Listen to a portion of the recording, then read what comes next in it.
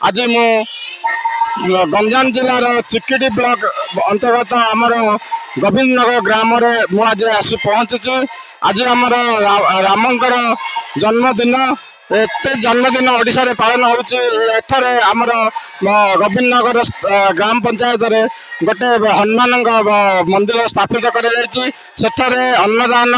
महायज्ञ एवं मंदिर 108 दीप प्रज्वलन कर किसी कमिटी मेंबर अच्छा से जहाँ आयोजन कर मंदिर से किसी डेभलप नाई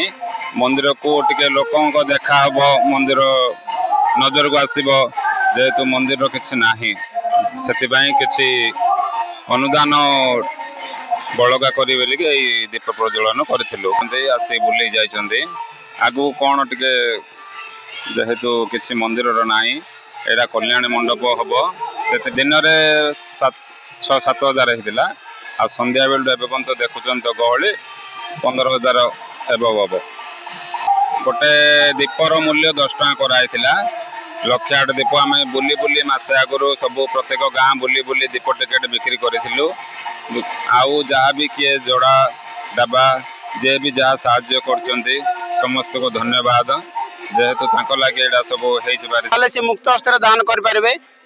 किछिटा अर्थ कि जेकोसी भी दान आम मंदिर लगे मंदिर तैयारी पर बहुत गुड़िया लोक आसी उपकृत हो पारे अंचल नाम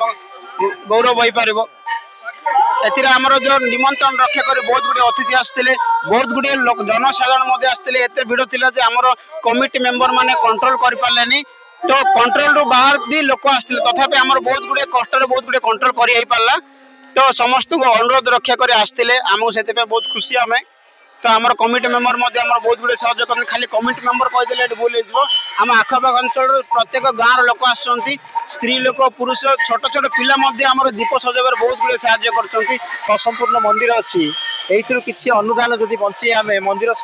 गढ़ साहाय्य हम तेणुक 30 वर्ष है माने से माने करथिले